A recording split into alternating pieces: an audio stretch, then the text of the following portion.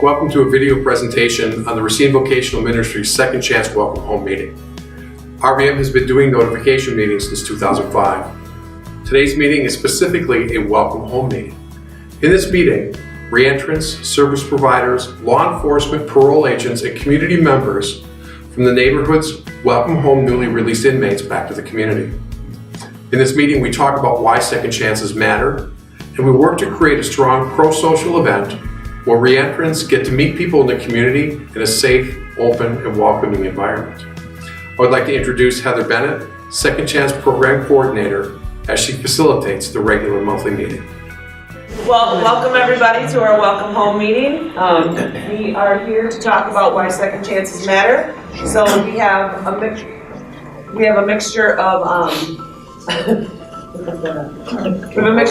professionals and returning citizens, as well as some of our older returning citizens in the room. So when we go around the room, let's address who we are, what we do in the community for professionals. If you're a participant, talk about when you came home, some barriers and struggles that you may be facing, and things like that. And then ultimately, every one of us should talk about why second chances matter. So we got kind of a big group, and we want to end on time, so we'll try to keep it a little bit shorter, but we're going to kick it off with Ms. Taylor.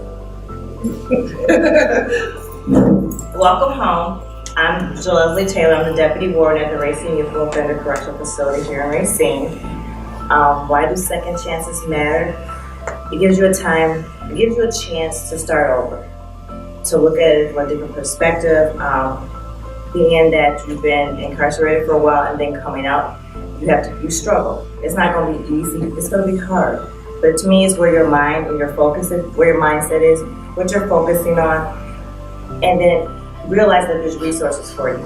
Everyone in this room is a resource for you.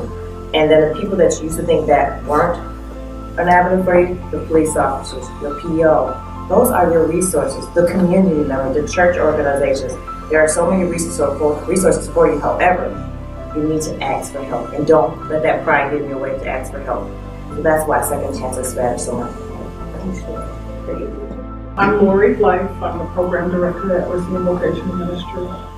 And I believe that second chances matter because we are all more than just the choice that we made. My name is Julius Nance, and I came home on June 30th, 2016, and I feel like second chance is important just to bring us a new life. I'm a participant in the Second Chance program. Second chances matter because everybody deserves the right to make up and make their wrongs and be productive and all those things. You got to go after it 110%. You got to learn to humble yourself and lean on people. If you guys do that, everything's going to fall in place. When it got hard for me, I didn't have really no outlets. My PO never really gave me no outlets.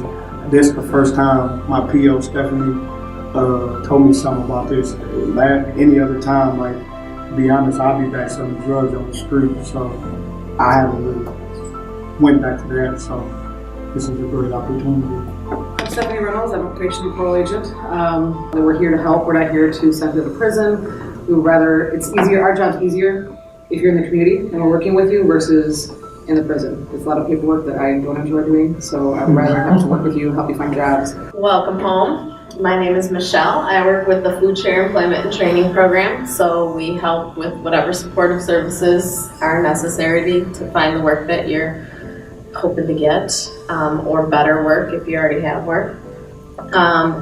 Second chances matter because each of us can take the experiences in our lives and then use them to help other people. I guess I'm one of the hard-headed ones. I've been out since August, and I just didn't want to ask anybody for anything. So I hope second chances are out there for everybody, but I think it's important that we all, learn from what we did. And after, nearly 16 years in prison, I figured once you hit the street, you have to do it yourself. You have to grow up, even though I am over 50, and do things yourself. And I found to figure it out that there's nothing wrong with asking.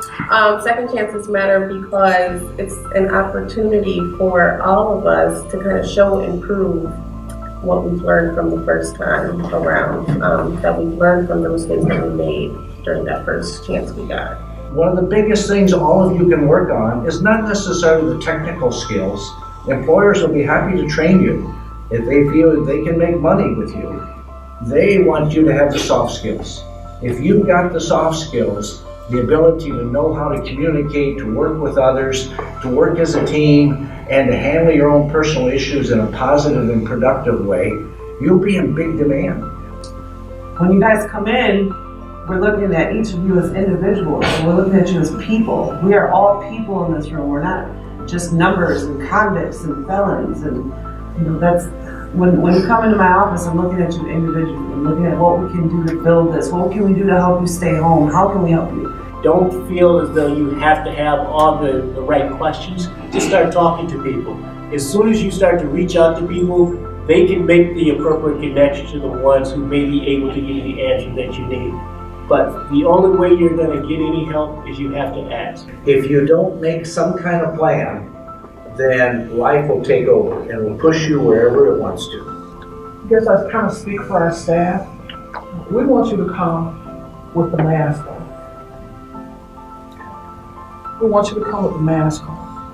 We want you to be able to talk about some real life stuff. Okay? Really, that's the only way we can help you get past the root of things and what's going on, and transition out of one lifestyle into a whole new lifestyle. Thanks for coming tonight. You're welcome. So tell me, Denard, what were your expectations when you came in here? My expectations was information, leads, and getting help. Okay. So what did you take away from this? Inspiration and hope. Okay. And you're gonna leave here feeling like what? Like Tony, great. I think I've learned that there's people here that care about me and that's wanting to help me. So I'm leaving here with some hope. Awesome. Thank you. Prince, thank you for coming this evening. Tell me, when I first invited you to this meeting, tell me what your expectations were. I think I expected to walk in here to a room full of people who really just came because they had to come. Okay. No. So now that you've been through the meeting, what did you gain from it? I gained a new look at another side of the story.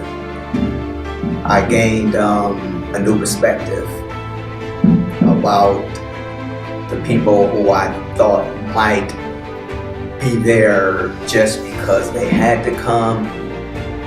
I think I found that a lot of them were there because they really didn't care, and that they really do want to offer something to people like myself and others to regain, to reconstruct, and to restart something new in their life.